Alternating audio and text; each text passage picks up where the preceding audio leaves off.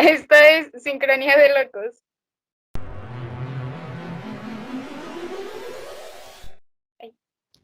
Mi nombre es Valeria Ávila y soy muy bienvenido a este nuevo video, a este nuevo podcast. Y a continuación nos vamos a presentar mis queridos compañeros y yo. Pues ya saben, yo soy Golber Ramos y pues bueno, aquí vamos a estar platicando y les tenemos una buena noticia. Como pudieron ver en nuestras redes sociales, em, desde este video se integra a nosotros David. Saluda David para que te Bueno, ya había estado en un capítulo anterior, el de los videojuegos, y ahora ya se integra de manera fija. Y bueno. David eh, vino formal para la ocasión, con la camisa de la secu. sí, él bien formal acá, pero bueno. Y bueno, el que habló, ya saben, es Derek, el que siempre sale con sus ocurrencias. Y bueno, y tenemos a dos invitadas muy especiales. La profesora Ana Celia Loera, que ya también en el capítulo del sistema educativo estuvo acompañándonos. Si quiere decir algo, maestra. Hola, hola, pues aquí otra vez hablando un poquito. Bueno, vamos a hablar un poquito acerca de nuestro bonito sistema educativo. Interprétese acorde a lo que usted entienda. Así es. Y también está con nosotros la profesora Magali Silguero. Muchas gracias, maestra, por acompañarnos. Si gusta decir algo. Hola, buenas tardes o buenos días o buenas noches, depende de cuándo lo estén escuchando o viendo.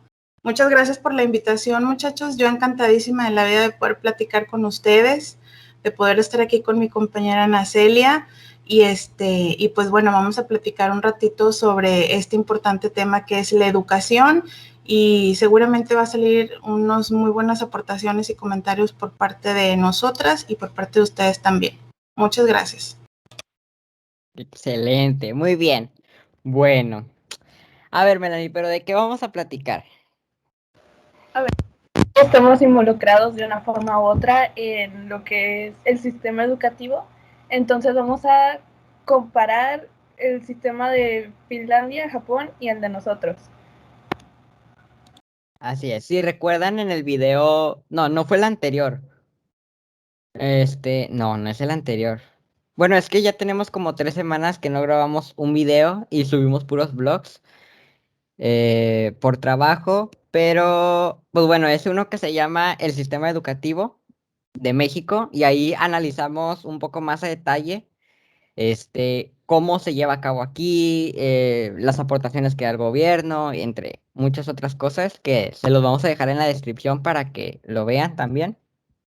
Y sí, como lo dijo Melanie, vamos ahora a compararlo a nivel mundial con los países en primer lugar en educación. Y bueno, vamos ahora sí a comenzar. Bueno, primero, a los países se les evalúa mediante una prueba para saber cuál es el nivel que tiene el país en educación. Eh, y en los últimos resultados que se han presentado, Finlandia es el primer lugar en educación a nivel mundial. Y es muy interesante su metodología que utilizan. Me encanta a mí y ahorita vamos a platicar sobre ella. Y por otro lado, también tenemos a Japón. Japón también tiene un muy buen lugar en estas evaluaciones, pero son polos opuestos Finlandia y Japón. Es como si habláramos del yin y el yang, y ahorita vamos a ver por qué. Bueno, primero, ¿ustedes sabían que Finlandia es el país número 1 en educación? No, nada. Nada. Bueno, yo tampoco, bueno, sí escuchaba, pero nunca me había puesto a investigar. Así de que a ciencia cierta, si Finlandia era, porque a veces vemos como que encuestas falsas o cosas así, y pues bueno, ya me puse a investigar un poco y sí, Finlandia era, o bueno, es el primer lugar. Y bueno, pero ¿qué caracteriza a Finlandia? Pues realmente está muy bien planeado su metodología y el sistema que utilizan.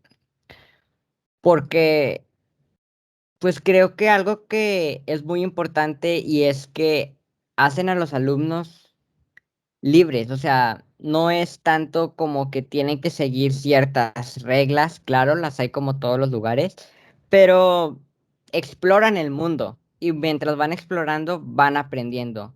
Y creo que eso también es algo que falta aquí en México. O realmente, pues nosotros como alumnos no sabemos qué es lo que pide el gobierno o si permite que los alumnos puedan tener esa interacción eh, con el medio ambiente, de que estar en los parques, estar saliendo, explorando. No sé, a ver, ustedes, maestras, como docentes, pues el gobierno, o bueno, sí, el sistema educativo les permite en su plan de estudios o en su plan de trabajo poder sacarnos de las aulas y hacer lo que quieran o no.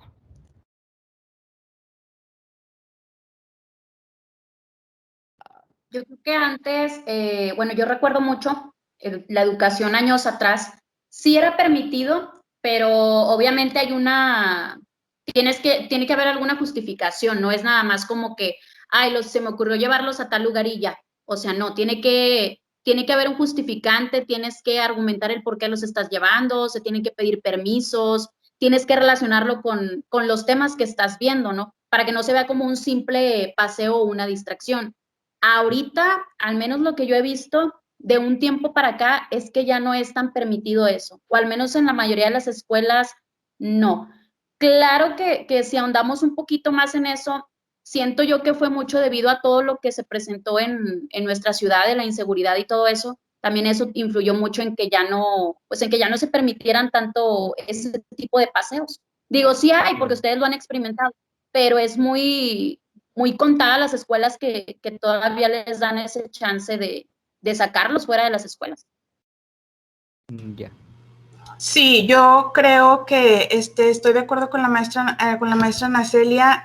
Antes sí era más permitido porque pues te daba como que una apertura más a poder sacar al muchacho que estuviera, por ejemplo, el caso de nosotros y en el caso de ustedes que están en secundaria, les daba una apertura, por ejemplo, de tomar una clase afuera, tanto de biología como de física, química, artes, educación física, y aquellas materias que son de ciencias exactas o de humanidades, pues era más el contacto, es más la interferencia de entre un alumno a otro o alumno maestro, maestro alumno. Entonces, obviamente ya con el paso del tiempo ya se van dando otro tipo de lineamientos y esos lineamientos nos fueron encajonando a que el muchacho estuviera tantas horas sentado en su banca y de ahí se fueron desprendiendo otro tipo de acciones como por ejemplo una conducta no muy apropiada, cuando los muchachos se desesperaban por estar sentados tanto tiempo o cuando ellos simplemente querían pedir permiso para ir al baño y solamente para poder despejarse.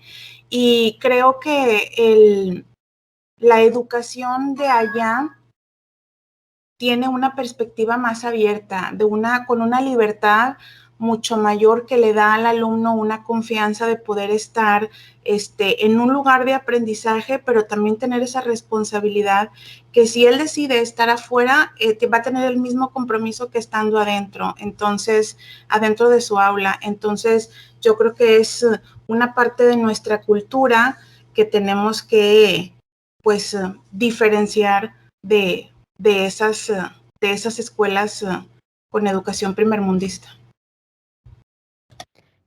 Es muy cierto lo que comenta, porque a veces a nosotros nos dicen de que nos vamos a salir cuando nos decía a lo mejor el maestro de educación física de que vamos a las canchas y todos alborotados o a veces desordenados, porque pues a lo mejor no entendemos o no nos quedan muy bien, muy claras la instrucción de que vas a salir, pero en orden y todo eso. Y Finlandia no, Finlandia, aparte de que sí lo hace y está súper padre, pero también los alumnos y los estudiantes saben que deben comportarse de la misma manera como si estuvieran en el aula. Y me da mucha curiosidad el saber cómo lo están haciendo ahora, de que están en línea, y porque supongo que estaban muy acostumbrados a estar siempre fuera, estar interactuando con el mundo, y ahora que están en línea, pues no pueden salir. Entonces, pues supongo que fue un cambio bastante drástico. Si para nosotros lo fue, pues ahora que no quiero pensar para ellos. Pero bueno, ya más adelante hablaremos sobre esto. Y, por ejemplo, a mí, pues obviamente que me gustaría estar aprendiendo afuera, en el exterior, eh, porque pues es menos tedioso, es más práctico, pero hay personas que prefieren simplemente estar sentados o sentadas, escuchando a un maestro o escuchando una clase. ¿Ustedes qué? ¿Cómo les gustaría más? Ustedes, chicos.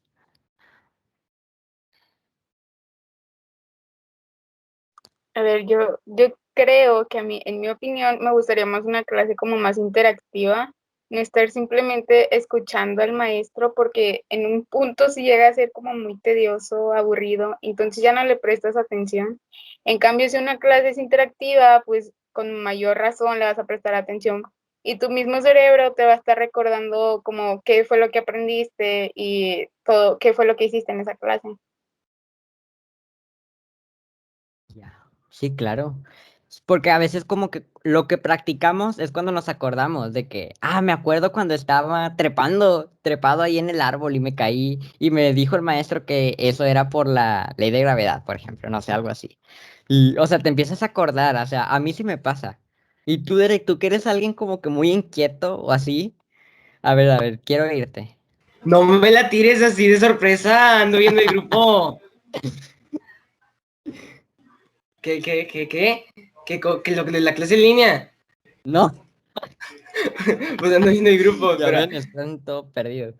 Que, o sea, tú que eres alguien, pues, muy inquieto, que siempre te gusta estar como que moviéndote, porque me acuerdo que estabas en el salón y siempre estabas así, moviéndote, y todos tus suéteres tirados y todo eso. De hecho, la maestra Nacelia siempre te decía de que recoge ahí, organiza, abróchate las agujetas. Me acuerdo mucho de eso. Yo también. Y suéter perdido, chaquetín perdido, siempre era el de Derek. Y todo perdía, no es todo cierto, perdía. eso era cuando lo dejaba en las canchas. Y eso no estaba perdido, yo sabía que estaban ahí. Muy bien, pero bueno, pero había la fortuna de que los demás compañeros eran muy honestos y sabían que si no era el chaquetín de él, ahí lo dejaban. Y es que realmente eso habla de la cultura. Eso habla de la cultura que se va formando desde la casa y luego viene e impacta en tu escuela o con tus compañeros en tu salón de clases. Sí, eso sí. Bueno, pero regresando al punto, Derek, ¿a ti te gustaría tomar las clases afuera del salón? O sea, como ya lo habíamos platicado. Pues. Me parece pues prácticamente lo mismo, pues como quiera vas a estar tomando la clase. Yo me paro igual, así que pues hubiera sido lo mismo. Bueno, es que todo el santo día estabas parado, estabas sentado y de repente el maestro se volteaba y ya estabas hasta la esquina ya. Va a ser cambio Y del título. El título ya no va a ser México versus Japón versus Finlandia. Va a ser exponiendo a Derek. ya te dejamos bien quemado, Derek. A ver, es que yo soy México. Ah, bueno. A ver, ¿y tú, David? No te duermas. Estamos hablando de en una situación donde estuviéramos en presenciales, ¿no? Sí, obviamente. Pues sí, como dijo Valeria, que las clases sean un poco dinámicas, pero en donde hay el cambio. En donde se necesita ser didáctico. No, por ejemplo, no vas a andar afuera, no sé, corriendo en una clase de matemáticas. O sea, que sea concorde, no sé. Sí, a lo que tienes que aprender. Sí. Sí. Claro, estoy de acuerdo. Y creo que esto también implicaría una preparación tanto para nosotros, el saber de que vas a salir, pero no vas a estar haciendo lo que tú quieras, sino vas a poner atención. Y obviamente también a docentes, los docentes pues necesitarían, pues creo que enfocar su clase a otro ámbito, a otra forma de que los alumnos puedan aprender. Pero pues está muy interesante esto. Excelente. Ahora, otro punto importante es que los chicos o la educación no permite que entres a clases si no has cumplido 7 años. O sea, si eres menor, no entres porque no te vamos a permitir. Em, bueno, hace poco estaba leyendo también sobre, no sobre Finlandia, pero sí sobre un método que se llama la metodología Waldorf, y también está ligada con esto, de que a partir de los 7 años es cuando puedes aprender o sea, empezar a tomar clases o ver los contenidos. Primero, pues lo primero que nos enseñan en primaria es escribir y leer. Y una teoría sí, una justificación que utiliza ese método es que tienes que cumplir 7 años para que tus manos estén lo suficientemente, primero, grandes, preparadas, y tú mismo estés lo suficientemente maduro o madura para poder aprender, para poder llevar tu aprendizaje. Y eso creo que es un punto importante, porque a veces estamos desde muy pequeños en clases así, pero a lo mejor no tenemos la madurez para realmente aprender y se nos termina olvidando todo. Y pues a lo mejor es como un desperdicio, porque pues no estamos aprendiendo, ¿verdad? Pero pues bueno, ya sabemos todos los problemas que tiene aquí México. Yo creo que ahí en ese sentido de que decías que Finlandia entra hasta los 7 años, pues todo el mundo sabemos que aquí en México hay desde una educación inicial, luego un jardín de niños y luego ya ahora sí una primaria, que es cumplidos tus 6 años y es cuando ya comienza tu educación. En lo que va de nosotros, pues obviamente el objetivo de la educación inicial, pues es que el niño vaya teniendo un comienzo en su etapa neuromotora, en los dibujos, en los colores, en las voces y demás.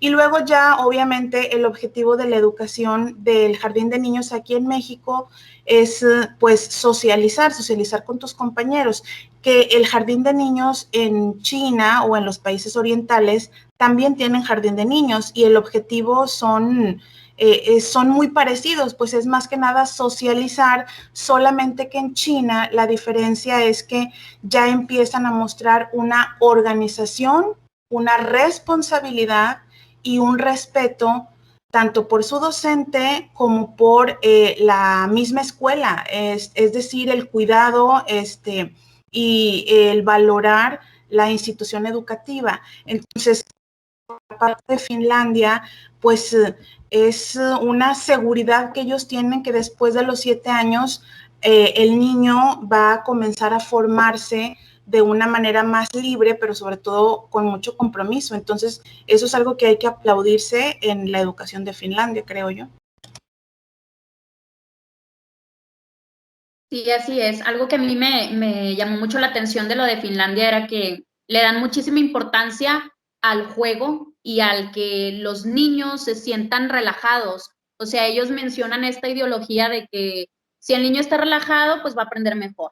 ¿Por qué? Porque tiene su mente concentrada en otras cosas, porque ya se le dio el tiempo de descansar, de jugar, de disfrutar. Incluso se menciona que tienen 3 o 4 clases al día y aparte tienen periodos entre clase y clase, un periodo de un receso, entonces pues está bien padre, ¿no? Imagínense, no es como que se acaba la clase y ya sigue otra y otra, y no, a veces no te da chance ni de respirar, ni de pararte, ni de moverte, entonces ahí se les da ese margen de desestresarse un poquito, de despejarse de todo, y órale, va, ahora la clase que sigue, y aparte le suman su receso, entonces está muy bien porque siento que sí se le brinda al alumno, digo, si para nosotros a veces como adultos también es difícil, el una clase y otra y no hay un receso, pues me imagino que para la mente de los niños o de los adolescentes, pues debe ser más pesado. Entonces, eso es algo que me causó mucho impacto, pero ahí va la otra, es como que, bueno, si lo quisiéramos aplicar aquí en México, sería realmente cambiar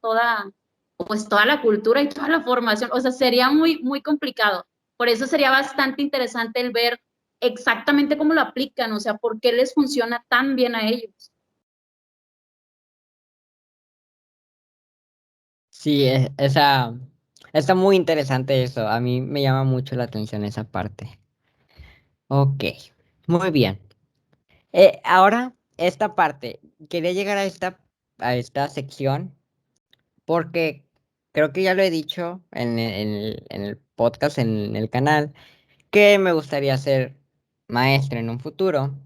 Y pues me interesa saber cómo más o menos cómo se maneja todo esto. Y en Finlandia, los maestros son libres de poder hacer las actividades como ellos quieran, como ya pudimos ver, bueno, escuchar bueno, o sea, como ya hablamos anteriormente,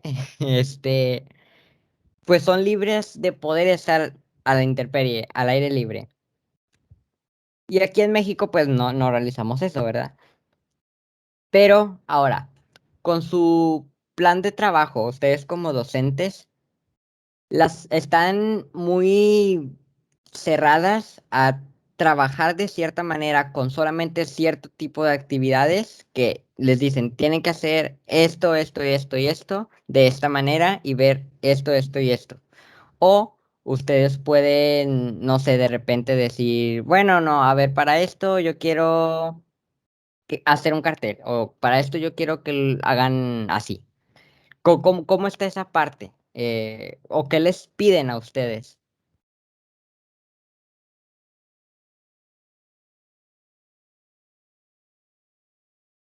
Yo creo que ahí está bien, bueno, al menos lo que yo he percibido es que supuestamente, o sea, como, siento yo que te disfrazan las cosas como que sí, tú mandas en tu área o tu materia, pero la realidad, o al menos lo que yo veo es que no, o sea, no siempre estamos cerrados a que, bueno, quiero hacer esto, y, no se puede, o en esa escuela no te dan permiso, o en esa escuela sí te doy permiso, pero ponte de acuerdo con otros, o a ver si los padres de familia están de acuerdo, o sabes que va a haber muchos problemas. Entonces, a veces siento que todos esos factores nos van apagando poco a poquito de que puedes tener muy buenas ideas y puedes querer aplicarlo y realmente sí les va a dejar un aprendizaje, pero influyen todos esos factores, el ambiente de trabajo, tus compañeros, tus directivos, el que vaya y te cheque a alguien de más arriba, no sé, supervisores, los del departamento técnico, y a veces todo eso te limita a que, bueno, pues mejor sigo esta línea. ¿Por qué? Porque si intento hacer algo diferente, pues luego me van a regañar o resulta que me salí o siempre no. Entonces, yo creo que ahí no hay, al menos en lo que a mí me ha tocado, siento que no hay tanto margen de que te pueda salir o aplicar algo que tú quisieras. Siempre como que está limitado. Bien, en el caso mío, que yo imparto lo que son las ciencias sociales, estoy totalmente de acuerdo con Ana Celia. Se supone que nosotros como maestros debemos de cubrir un plan de estudios y hay un plan de estudios por grado. Entonces debes de cubrir ciertos aprendizajes. Cuando estábamos en presencial, pues había una mayor oportunidad de poder hacer una o dos actividades. Desafortunadamente ahorita que estamos trabajando en línea, se nos cierra mucho esa parte y tenemos más bien que diseñar una actividad donde el muchacho pueda entender las actividades. Ahora, eso que decía ahorita ya de la flexibilidad para poder ser uno docente es multifactorial, porque puedes tener directivos que te apoyen, que entiendan que quieres ver las cosas de diferente manera, pero quizá tus alumnos o tu grupo, la actividad de tu grupo, eso también cuenta mucho. Como docentes tenemos, no sé si te ha pasado, Ana Celia, pero como docentes nosotros tenemos una energía positiva o negativa con un grupo. Dices tú, este grupo es un poco más difícil, este grupo tiene esta facilidad, este grupo puedo trabajar con ellos de una manera, pero el otro grupo no. Entonces es muy, muy difícil ahí trabajar o planear para diferentes grupos, a menos que te enfoques, por ejemplo, en un aprendizaje esperado, pues ahí si tú ya conoces tu grupo o a los grupos que les das y dices, ah, bueno, este es más visual, este es kinestésico, es decir, este aprende de forma visual y auditiva, este es únicamente más auditivo, pero también nos enfrentamos a las críticas de los compañeros, porque por supuesto que también hay, te enfrentas, por ejemplo, a las visitas de los asesores técnicos pedagógicos que deben de ir por lo menos 2 veces al año a tu clase, y ellos se encargan a través de una rúbrica de cuál es el ambiente de trabajo, cuál es el clima de trabajo, cuáles son tus evaluaciones. Entonces, una de las cosas que diferencia mucho tanto abordar temas de ciencias exactas como de humanidades es también la edad de los maestros. Y ojo, no estoy en contra de los maestros que son un poco más mayores, ni mucho menos. No, pero por ejemplo, el día de hoy, la tecnología es súper importante. Entonces, aquellos maestros que no dominan la tecnología, por más que quieran hacer una actividad que al muchacho le guste, porque ustedes traen un chip totalmente diferente al de nosotros o muy tecnológico, pues va a ser muy difícil. Va a ser muy difícil de poder entender o poder llegar a ese aprendizaje esperado. En lo personal me considero que ustedes van adelante de nosotros y nosotros vamos atrás de ustedes, nos van arrastrando ustedes a poder ser mejores en cuestión de tecnología, y creo que eso tiene mucho que ver también. Sin duda, sin duda alguna que sí, o sea, Que nos enseñen con canciones, así me las aprendo todas. Oye, es que Derek se aprende las canciones así de que lo escucha una vez, 2 veces y ya se la sabe toda, y de repente la está cante y cante y cante y cante. Y eso es pues muy sorprendente porque no, yo tardo mucho para aprenderme las canciones. Pero bueno, Valeria también, ¿no? Valeria, tú te encanta la música. Y sí, pero Sí, bueno. me encanta la música. Pero aquí, si quieres también exponme, Golver, no hay problema. Ya ves. Yo sé que tú querías. Muy bien. Ahorita le tiramos a Golver, no hay problema. Más, no, hombre, no. Ok, bueno, antes de pasar a otro tema, hacer un paréntesis porque es parte de lo mismo y es hacia usted, maestra Magali. Usted que imparte la materia de historia, que para muchos hay, pues, historia es una materia que muchos aman y otros odian. Otros, ¿por qué? Pues creo que tiene mucho que ver la educación que nos dieron desde un principio, porque nos la hacen ver muy aburrida, nos la hacen ver muy tediosa de aprender, muy complicada, que tienes que saber muchas cosas. Y lo digo porque yo tenía esa percepción, y lo voy a decir, pero yo tenía esa percepción de historia. Cuando yo llegué a la secundaria era, ay no, historia, qué miedo porque no sé nada y no me gusta. Y estaba cerrado a la idea de que es que no sé nada de historia. Y no sabía nada porque me la hicieron ver muy aburrida porque yo tenía que leer mucho, tenía que hacer muchos esquemas, muchos resúmenes y no me gustaba a mí hacer eso. Pero antes de continuar, quiero ver qué percepción tenían ustedes de historia. Así, siendo sinceros, a ver. Ándale, Magali, ahorita lo regañas. No pienso opinar sobre esto. No va a influir en tu calificación, no te preocupes, te lo prometo, te lo super prometo. Ya ves, de que vas de primero. Ándale. Que me vaya, dice. Ay, no, a ver, ándale. ¿Tú qué pensabas? Pues a mí sí me gusta la historia. ¿Sí te gustaba? ¿Y te informabas más sobre ella o así, de que te ponías a investigar? Es que yo antes veía mucho de que videos de que, no sé, por ejemplo, de cosas así de que como interesantes sobre naturaleza, historia, así. Entonces por eso también me gustó mucho biología. Ay, no, no me hablan de biología A mí porque igual no. que Derek, o sea, de que veía unas cosas y decía, esto es interesante. O sea, yo veía cosas de historia y me parecía, oh, qué interesante, pero después lo veía y decía, qué aburrido. O sea, me interesaba, pero me aburría al mismo tiempo y no, como que no podía. Yo también tenía ese dilema porque yo veía que muchas personas, del salón cuando yo entré primero, pues yo no sabía nada y había unos que se ponían a hablar de ella, de que las fechas, de que cuando pasó esto, y yo, wow, o sea, qué padre saber todo eso. Y yo intentaba involucrarme en eso, en saber más, pero decía, ay, no, no, ya, esto no es lo mío. Y pues me volví a quedar igual. Golver, y si no te sabías, ¿y cómo sacaste 10 en historia?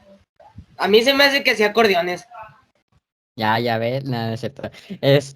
No, pues es que creo que me lo aprendía un día y para el otro ya se me había olvidado todo. Entonces, pues creo que hablábamos de eso la vez pasada, de machetearnos y todo eso, pero pues, mandé, El machetazo, el típico machetazo. pues sí, tenía que hacerlo. E igual me pasó lo mismo con biología porque no entendía nada.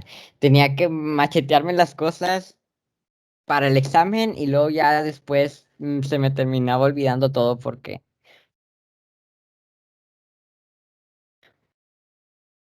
me perdí desde que estaba en la primaria, pues ya no iba a entender lo próximo, entonces me perdí. A ver, Melanie, quiero escuchar a Melanie porque Melanie es alguien que lee mucho y siempre tengo de que alguien lee mucho, sabe de historia. Entonces, a ver, quiero ver. Eso es mentira. No sé. Historia no es como que me desagrade, pero no es mi materia favorita. Y sí leo mucho, pero no sé. Fechas, no sé. ¿A poco a ustedes les gustan las materias? Ah,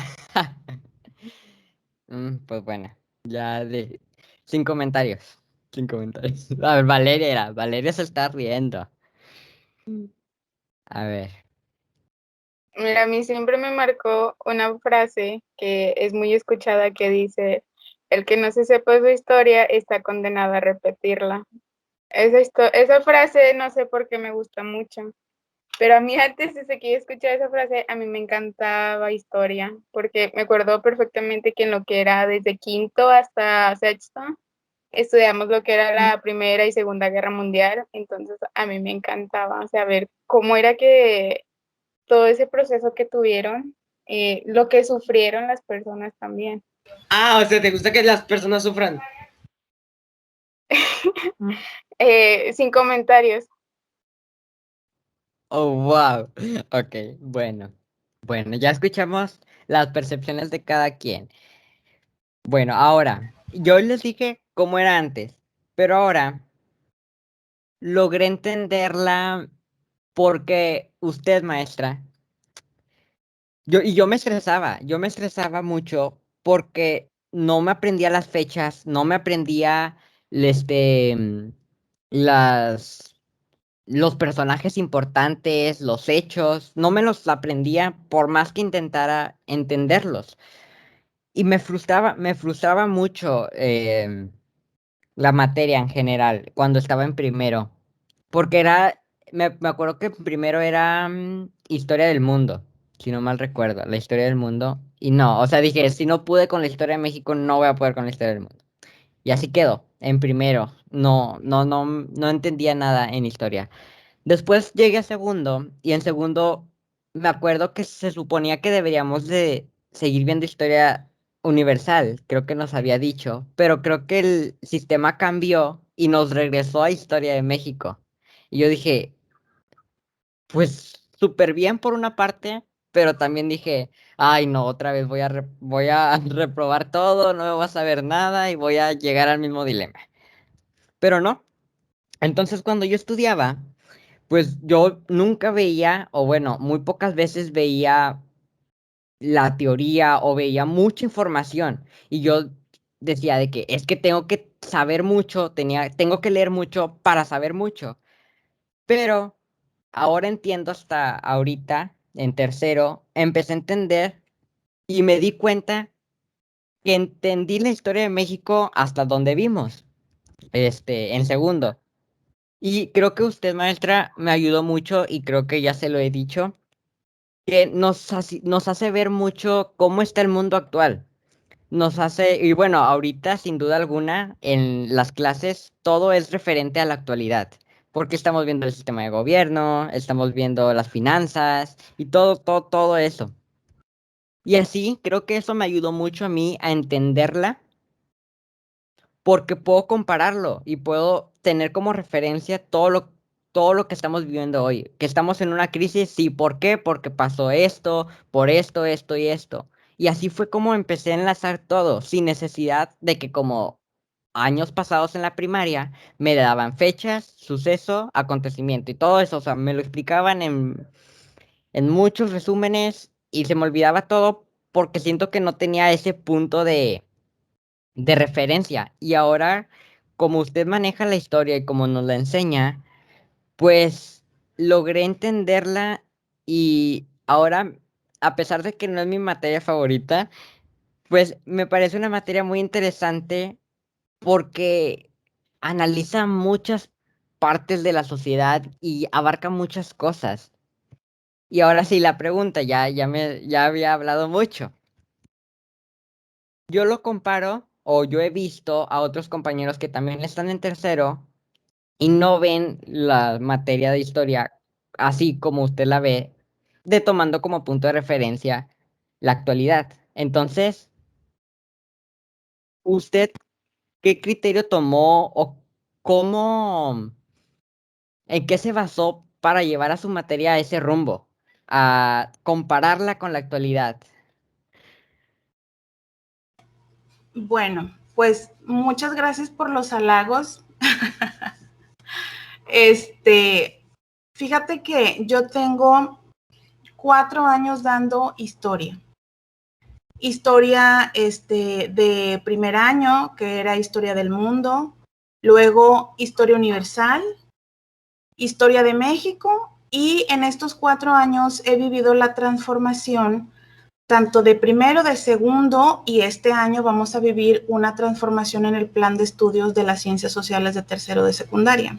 A ustedes ya no les va a tocar, pero este año que viene hay una nueva oportunidad para la historia en el caso de tercer año.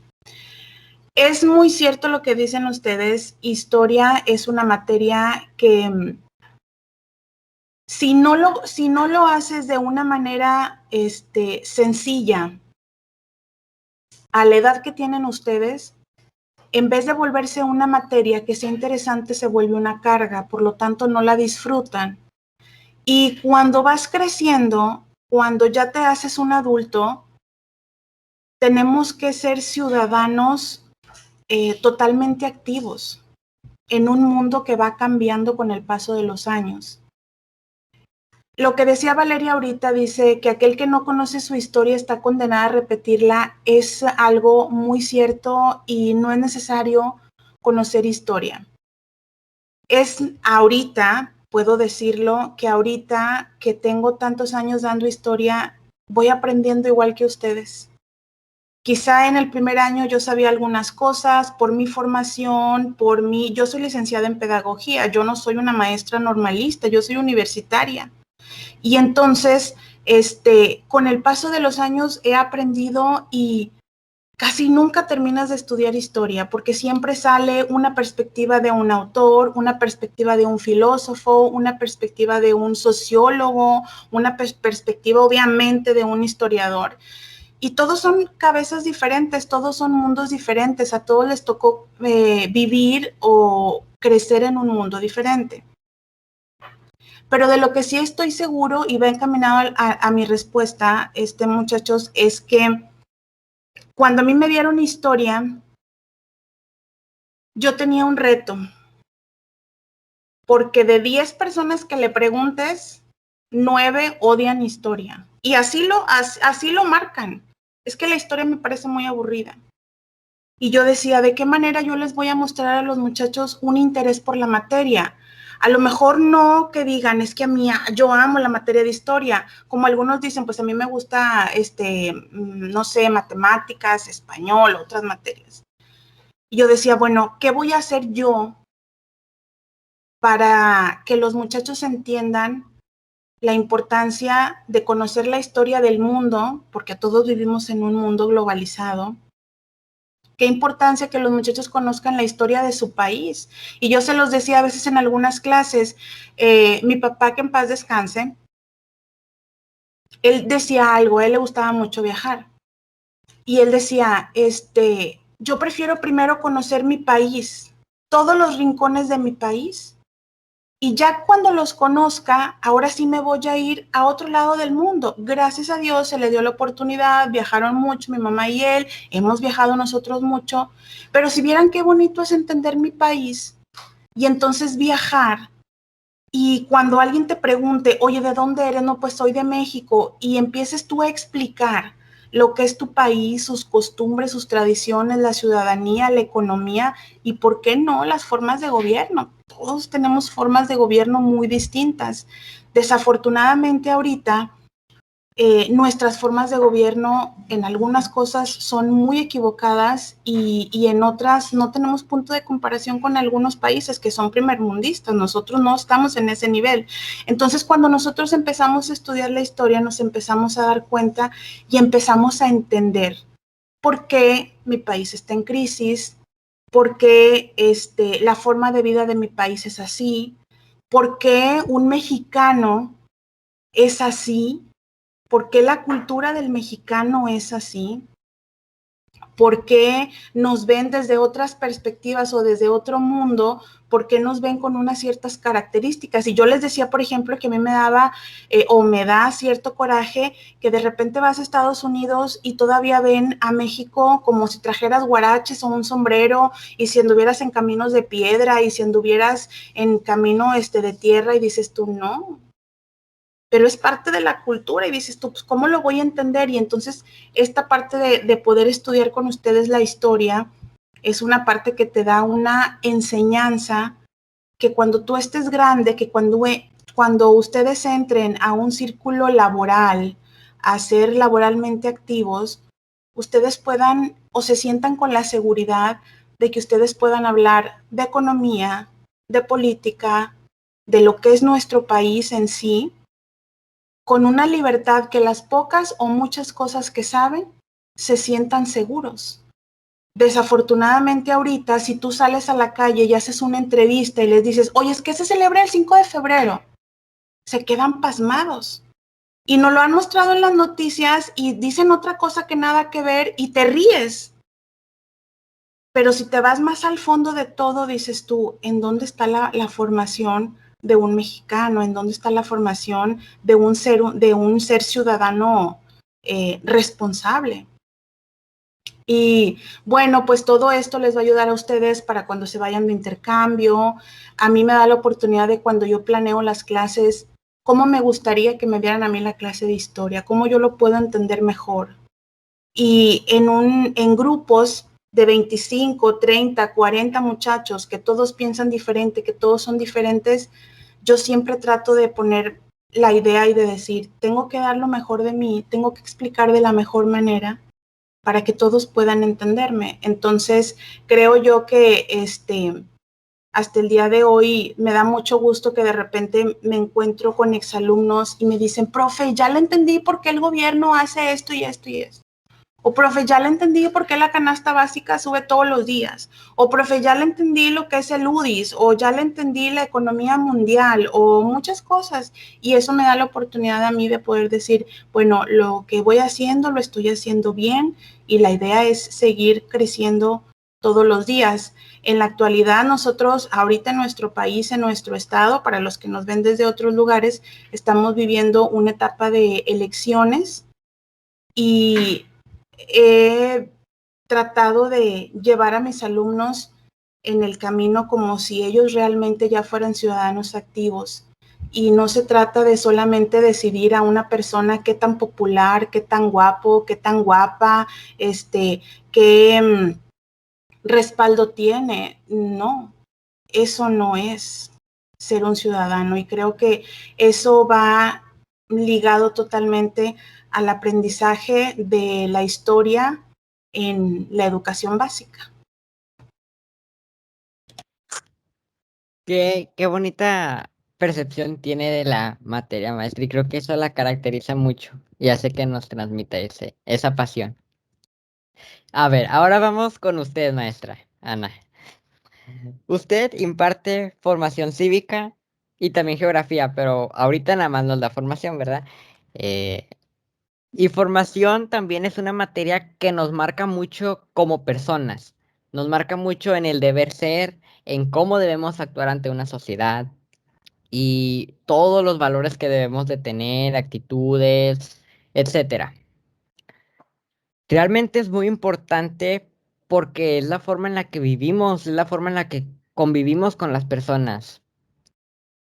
Pero cuando hablamos de formación cívica, nos enfrentamos a un dilema, que es algo que el libro nos dice que las investigaciones, bueno, los artículos, las leyes, nos dicen que tenemos que hacer en la escuela, y usted como maestra se enfrenta a, a que nosotros como alumnos no estamos acostumbrados, a lo mejor, aunque se supone que deberíamos de sí estar acostumbrados, pero no, a vivir la vida así. Y nosotros a lo mejor en lugar de, no sé, de ayudar a alguien, nos burlamos. Y eso va parte de la formación de nosotros. Y el libro nos dice, cuando estás en esta situación debes hacer esto. Y a veces para nosotros es complicado cambiar esa percepción, porque durante mucho tiempo lo hicimos así, nadie nos corrigió, a pesar de que estaba mal. Entonces, usted como maestra de formación cívica, ¿qué intenta hacer con nosotros para que nosotros entendamos esa parte y reflexionemos? Porque algo que la caracteriza mucho a usted es que es bien sincera y si no le parece algo o si está en desacuerdo con algo, lo dice. Y así también son las clases, de que, pues es que el libro dice que es esto, pero pues yo también estoy en desacuerdo. Y es válido, yo creo, porque como personas tenemos nuestro propio juicio, nuestra propia opinión y estamos en desacuerdo ante ciertas cosas. Pero a ver, ya no hablo más porque luego empiezo a hablar y hablar y hablar. Bueno, antes de enfocarme en eso, ahorita que Magali decía respecto a la historia, ay, hasta a mí me contagió el amor por la historia. Me hubiese gustado tener maestros así en mi época de secundaria. Y estaba checando que algunos aspectos que mencionaba de historia se relacionan, de hecho, precisamente con formación cívica y ética. Aquí el objetivo de la formación cívica y ética es precisamente eso, el que ustedes se están preparando, ahorita son adolescentes, pero se están preparando, están llevando esa formación para vivir en esa sociedad. Ya vives en esta sociedad, pero legalmente pues sabemos que todavía te falta tiempo, ¿verdad? Entonces, el que tú te vayas involucrando en todo este tipo de temas, de conceptos, de la participación ciudadana, del conocer nuestro gobierno y el por qué está así, es bien importante porque tú para allá vas. O sea, vas a ser un adulto y como ahorita bien lo decía Magali, no queremos adultos que sean ignorantes. O sea, necesitamos que desde ahorita tú despiertes en ti ese deseo de que, oye, no me gusta cómo está la situación de mi país, no me gusta lo que están haciendo con esto, vamos a cambiarlo. El cambiar precisamente eso, la historia que tiene por ahí nuestro país, ¿no? O que ha tenido hasta ahorita. Ahora, ahorita lo que mencionabas de eso, de lo de que a veces contradigo mucho lo de los libros. Honestamente no siento que esté mal, tampoco es como que los libros todo esté mal, claro que no, solo que los libros bien nos marcan pues un lineamiento o algo que sí está correcto en cuanto, por ejemplo, lo de los dilemas morales, lo de ciertas situaciones, lo de los valores, todo eso hasta ahí sí vamos bien. ¿Cuál es lo que, o qué es lo que yo he visto en lo que batallan muchísimo? Y ustedes mismos me lo han confesado de que, maestra, es que en tal situación yo haría esto, pero lo correcto era esto otro. Pues, ¿qué onda, no? O sea, como que ustedes ahí se conflictúan de que, pero es que la pregunta me dice que qué haría yo y yo haría esto. O sea, yo lo ignoro, pero lo correcto es, pues, que lo ayude o que me solidarice. Bueno, entonces ahí o sea, aparentemente parece muy fácil, pero he visto que se les complica mucho. Como siempre les he mencionado, es que respondan acorde al deber ser. A lo mejor tú te burlas, o a lo mejor tú lo ignoras o no sé, tú haces otro tipo de cosas, pero lo correcto o lo que se espera es cómo debemos de actuar todos. Por eso siempre, a veces hasta les doy ese tip de que lee las respuestas, checa cuál es la más bonita, checa cuál es como que la que, esta está bien perfecta. Si ese tip te sirve para contestar el examen, bueno, pues por un examen está excelente, ¿no? Ahora va el análisis, va el trasfondo. Sí lo hiciste y te sacaste un 100 en el examen, pero en la vida real no lo estás aplicando.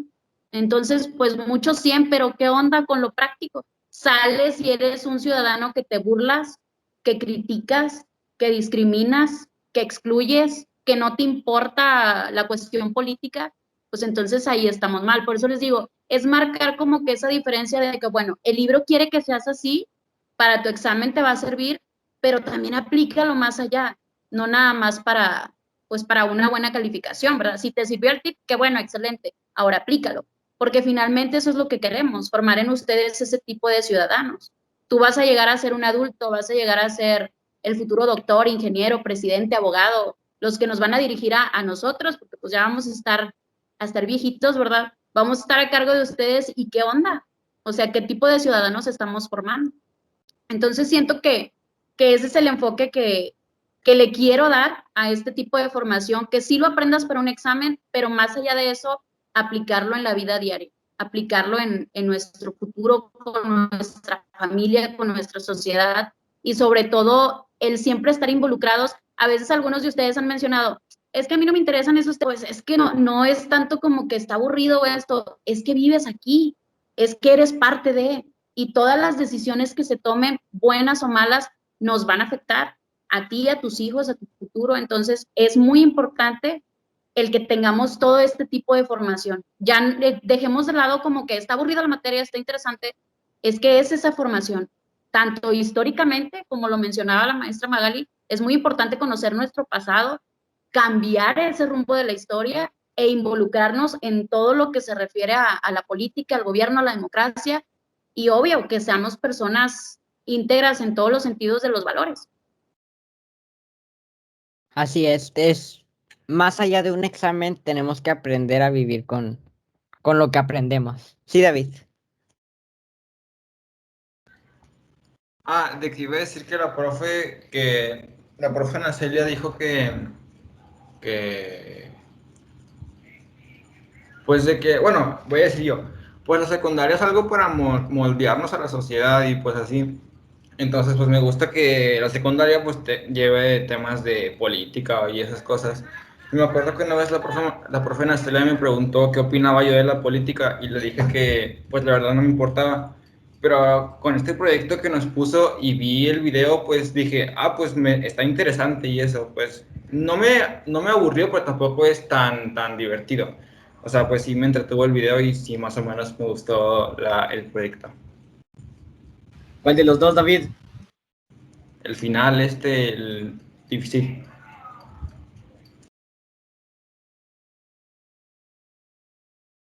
¿Va a comentar algo, maestra? Ok. Pues sí, pues sí, va a haber situaciones o temas que no nos van a gustar, pero tenemos que saber a vivir con ellos porque vivimos en una sociedad y pues tenemos que saber también, ¿verdad? Y bueno, este tema, o bueno, este su tema se nos hizo un poco más largo, pero bueno, vamos a continuar. Ahora la parte de, de que en Finlandia los maestros en primaria son pedagogos y a partir de secundaria son maestros totalmente especializados en la materia. Am, Aquí en México, pues para ser maestro de primaria, creo, necesitan la normal superior. O bueno, sí, haber estudiado algo relacionado a educación, sí, educación básica, sí. Y para ser maestro de secundaria, pues ahí me confunde todavía mucho, pero porque, pues a ver, si nos pueden explicar ustedes mejor, maestras, para no dar como que datos falsos o así.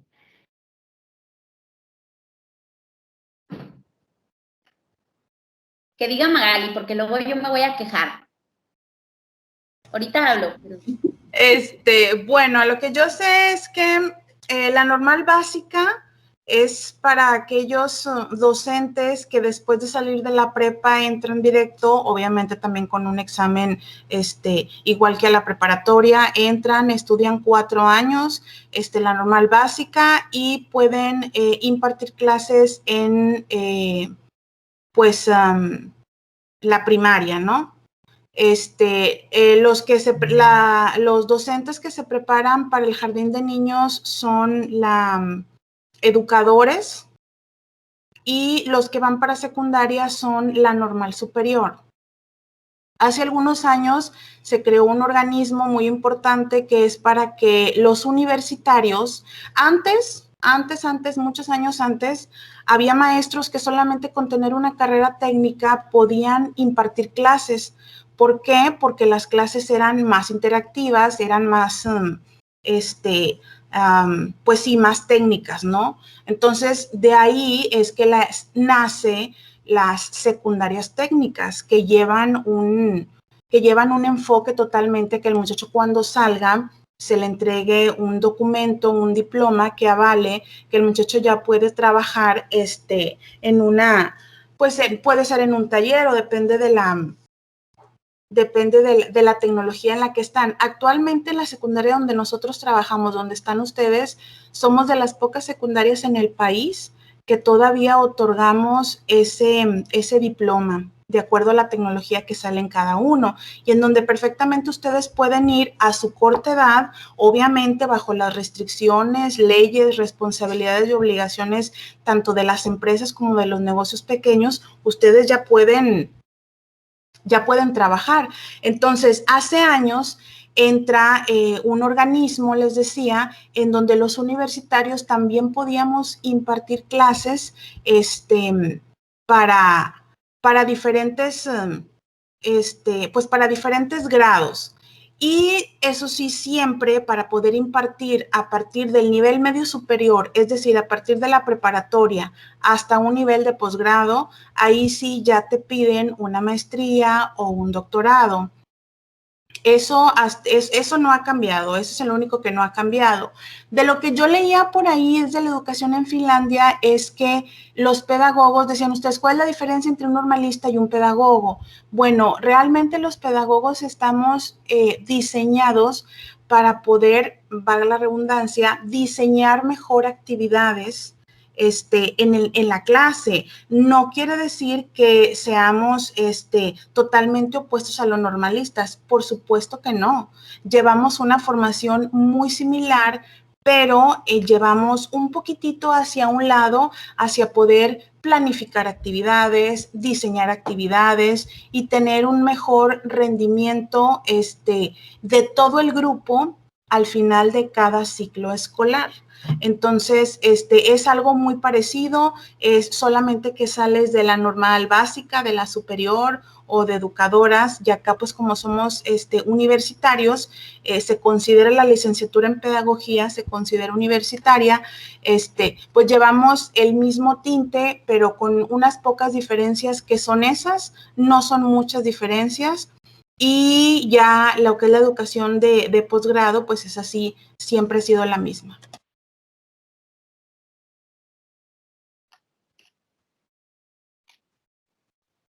Ok, Bueno, ahí sí ya voy a gritar un poco. adelante. Bueno, algo que de unos años para acá, no sé si ustedes han escuchado por ahí, pero se escucha mucho una guerra entre maestros entre universitarios y entre normalistas. O sea, los normalistas pues son las escuelas formadoras precisamente de maestros, ¿verdad? Yo quiero ser maestro, me meto una normal básica o normal superior. También hay escuelas particulares que imparten licenciaturas afines a la educación, por ejemplo, pedagogía, ciencias de la educación o áreas referentes a la educación. Pero aquí algo con lo que yo no estoy de acuerdo, por ejemplo, yo soy universitaria, estudié primero en una universidad particular, estudié ciencias de la educación y luego cuando yo empecé a trabajar sonaba mucho eso de que, si no eres normalista, no eres maestro. O sea, como que estas escuelas como que era la etiqueta, ¿no? Para ser maestro tienes que ser de la normal. Entonces yo sufría como que una frustración ahí de que no, pues es que yo también soy maestra, o sea, yo estudié esto y ya estaba trabajando y todo. Total, fue tanto no sé si en lo que me afectó o que vi muchas trabas que dije, no también me meto a estudiar la normal superior. Entonces me metí a estudiar esa y ahora sí es como que, bueno, soy maestra, ¿no? Pues ya estudié también eso. ¿Qué pasa en ese tiempo? Que fue precisamente en el periodo de Enrique Peña Nieto. Sacan una ley en la que ya cualquiera podía ser maestro.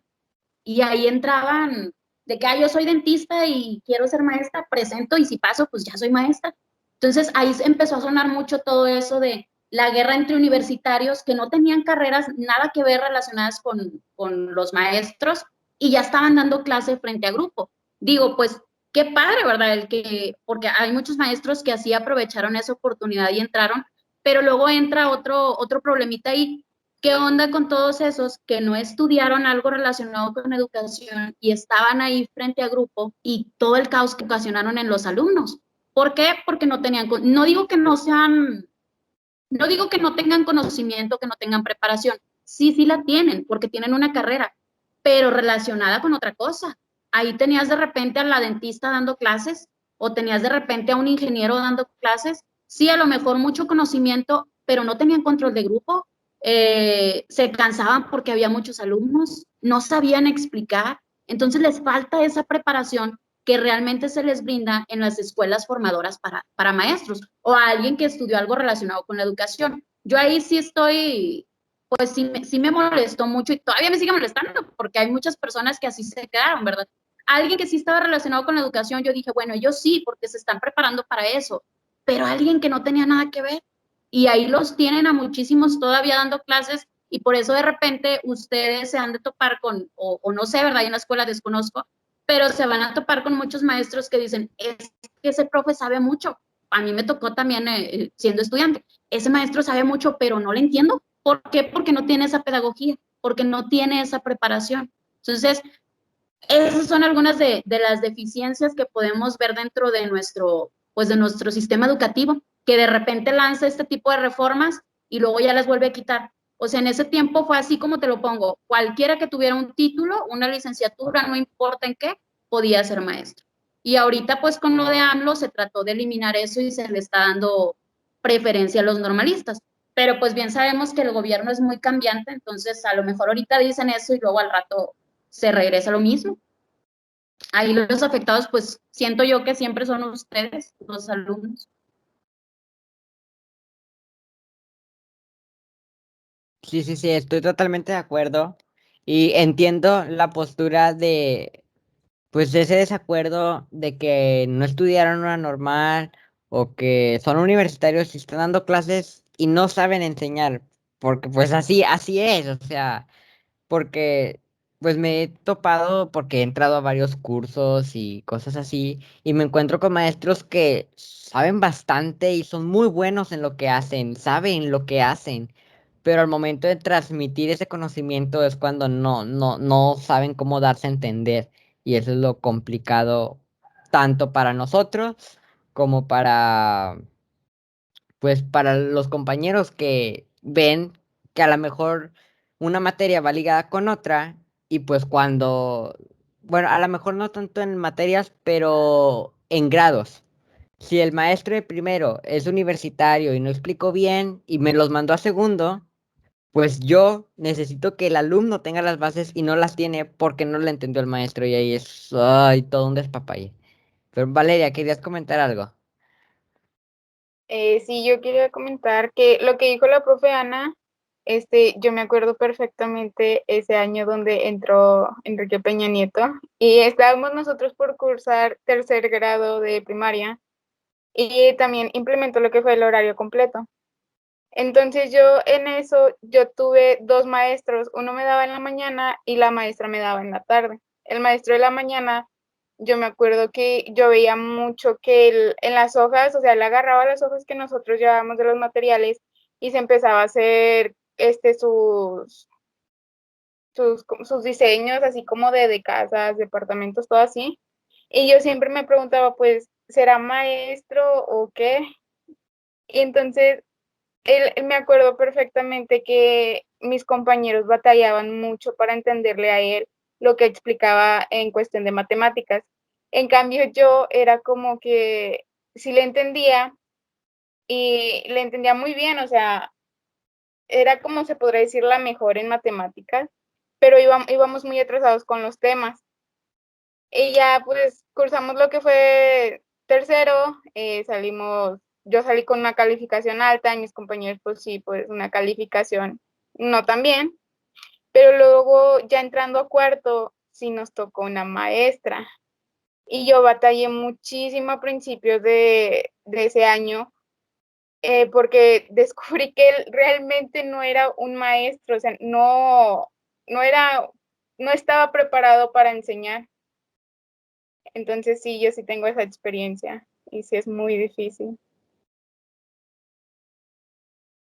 Pues sí, también me ha pasado también a mí en experiencias, pues esas situaciones, ¿verdad? Bueno, lo último que vamos a hablar, porque ya no me alcanzó, bueno, ya no nos alcanzó el tiempo, porque ya estamos de que 1 hora exacto, y bueno, vamos a extendernos tantito para ya terminar. Lo último, algo que tiene Finlandia es que no pone exámenes. Ok, David, sí, sí, sí. Yo tenía una duda de que un maestro normalista, si quiere ser, o sea, si quiere estudiar pedagogía, no me acuerdo qué habían dicho, es como habilidad para enseñar, o cómo era. No, no, no, no, no, no, no, no. Ok, bueno, continuamos. Es que no aplica exámenes. Más sin embargo, en las pruebas que les aplican a los países, que son llamadas las pruebas PISA, los alumnos salen muy altos a pesar de que nunca contestan exámenes. Y nosotros que contestamos siempre exámenes cada mes, pues sí, cada mes. Bueno, en secundaria a nosotros nos toca cada mes porque son parciales y luego trimestrales. En la prepa yo escucho que les tocan de que cada mes y luego los globales y no sé qué tantas cosas. Y en primaria, pues a lo que a mí me tocó y a lo que veo ahorita en mi hermana les toca solamente los trimestrales, pero pues supongo que depende de cada escuela. Y al punto que quiero llegar es que nos ponen muchas evaluaciones, pero en las que mandan a hacer para medirnos, pues no salimos muy altos. Entonces, es bastante controversial. Pero para concluir, vamos a hablar sobre qué opinamos si estamos a favor o en contra de los exámenes.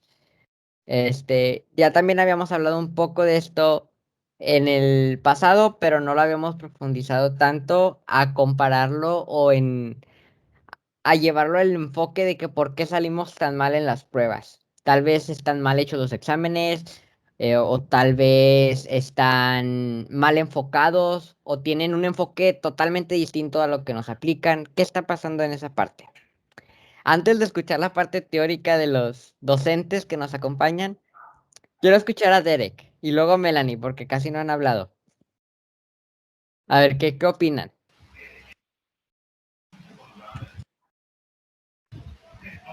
No sé, no opino nada. No, o sea, Opino que. Opino que ya me quiero ir. Pero, o sea, ¿estás a favor, en contra de los exámenes? ¿Crees que te sirven o qué? En vez, no me sirven. Aprendo lo mismo. Ok, bueno. A Derek dice que aprenden lo mismo. Ok. Melanie. No sé, creo que sí tienen los maestros que ponernos algo para saber si estamos aprendiendo, para saber con lo que nos quedamos. Pero al final del día, si vamos a estar macheteándonos toda la información un día antes, tampoco es como que nos vayamos a quedar con mucho. Y de un día al otro se nos va a olvidar y nada más nos vamos a acordar de uno que otro dato. Es cierto. Yo también estoy de acuerdo contigo, Melanie, en esa parte de que si nos macheteamos todos y se nos termina olvidando, pues ¿para qué? David.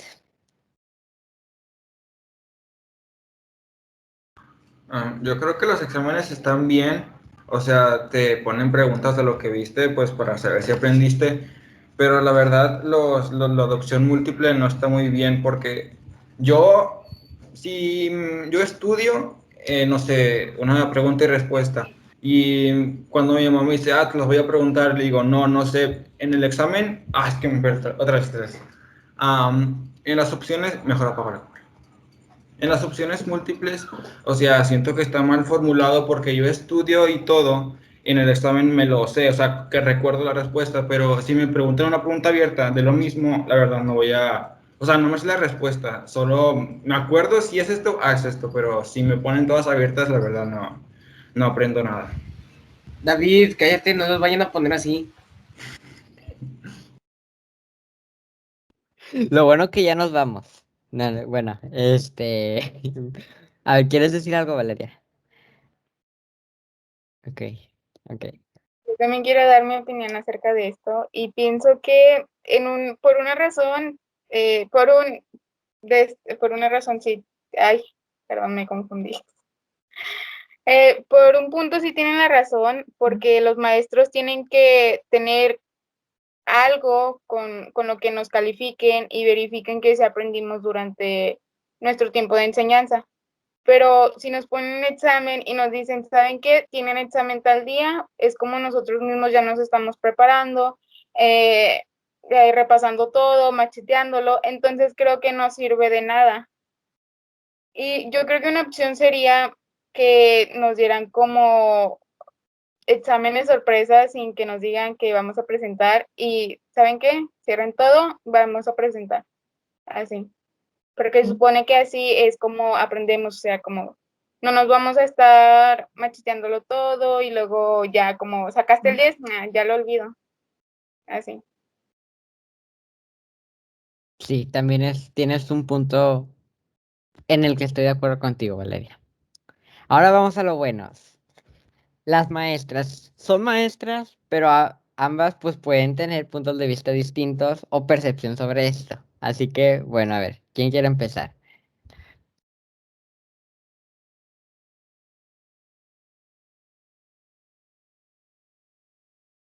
Yo empiezo. Bueno,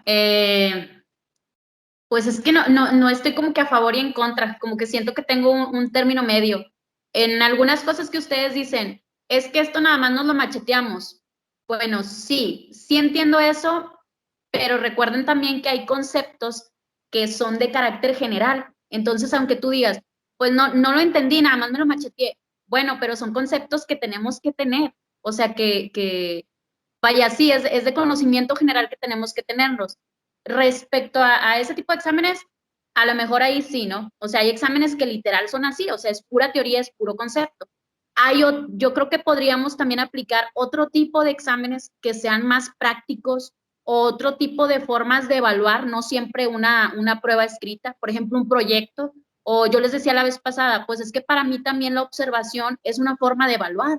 ¿Por qué? Porque estoy viendo cómo se comportan, si aplican los valores, si se respetan, si se organizan, si miden sus tiempos, o sea, eso también es una forma. Entonces yo creo que sí es también los exámenes, a veces se tiene que aplicar así algo totalmente así conceptual, a veces podemos aplicar algo más práctico. Yo creo que ahí sería importante pero bueno, pues esto ya también depende de cada escuela, ¿verdad? Y de cada materia, cada maestro. El saber organizarse para que no siempre sea la evaluación a través de un examen. Y respecto a lo que dice Valeria, o sea, sí me agrada, o sea, su punto es muy bueno, de que bueno, es que es un examen sorpresa porque así no me estresé, nada más me lo puso y realmente estoy demostrando lo que he aprendido hasta ese momento. Hasta ahí estamos bien, pero que no caigamos aquí en el desgaste de que, examen sorpresa cada rato, porque luego se va a provocar el efecto contrario, o sea, realmente si te vas a estresar, ya no lo vas a disfrutar, entonces yo creo que hay que llegar a un equilibrio en eso de los exámenes, en aplicar un poquito de variedad, en que no sea tan seguido y en que realmente se demuestre eso, qué tanto aprendiste. Bueno, yo también tengo un punto a favor, igual que la maestra Nacelia. Considero que hay asignaturas que tiene que aplicarse un examen, tiene que evaluarse lo que llevan.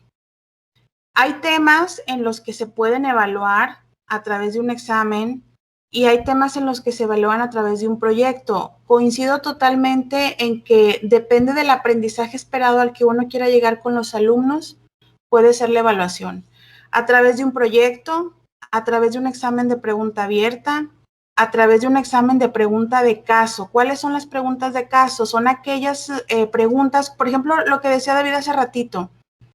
Yo me voy a aprender la pregunta y la respuesta porque me la va a preguntar mi mamá y me la voy a aprender y estoy bien seguro que me lo voy a saber. Nada, llega el examen y a la hora que llegue el examen apenas le cambian una palabra o apenas le cambian un poquitito el objetivo y te están preguntando lo mismo y la sacaste mal.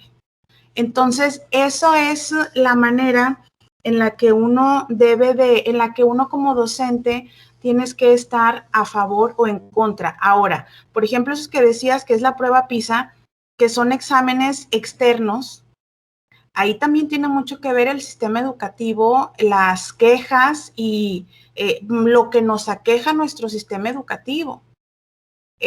Ahorita nuestro sistema educativo ha ido cambiando y con el paso de los años el artículo 3º de la Constitución también ha ido cambiando. Ahora se dice que la educación, aparte de ser laica, gratuita y obligatoria, que no es ni laica, que no es gratuita y que no es obligatoria, ahora se le agrega un cuarto término que tiene que ver con que la educación sea de calidad.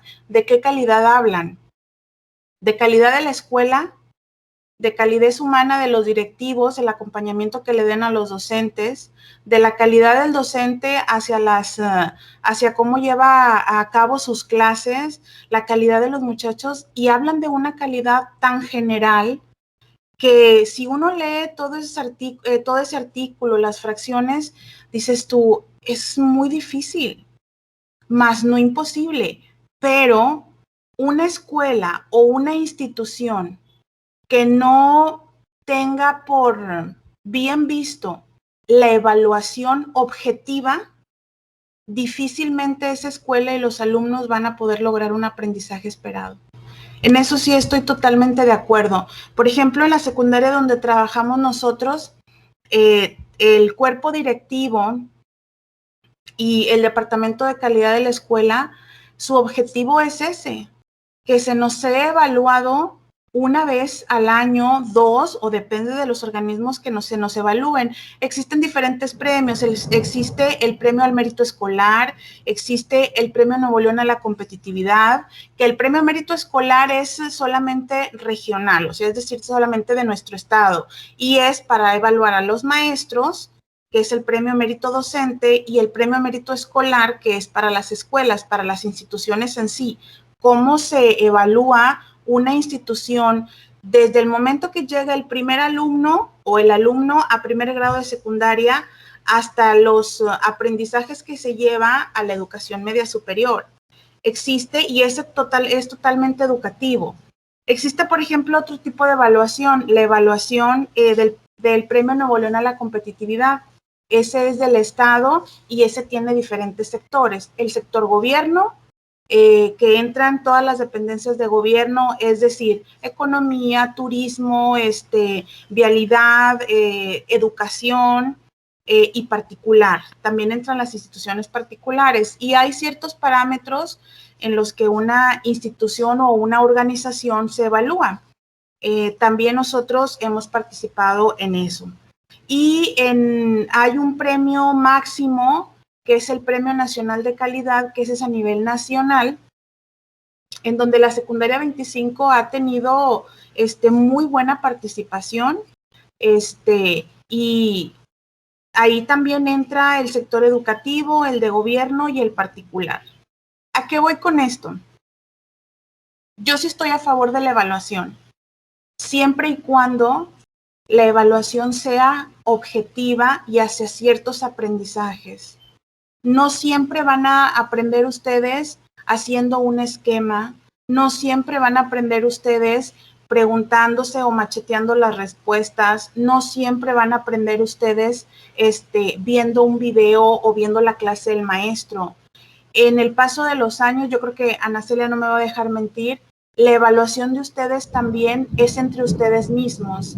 en la manera en cómo uno logró captar la atención de cierto tema de una manera y el otro compañero le dice, ¿sabes qué? Es que no le entendí, ¿me explicas?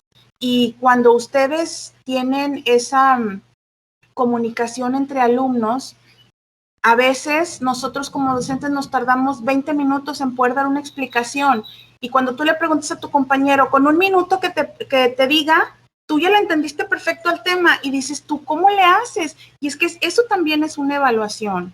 Te estás evaluando, cómo también estás coevaluando a tu compañero. Dices, tú sabes qué, yo conozco o yo sé que mi compañero o mi compañera fulana de tal es súper buena en las matemáticas.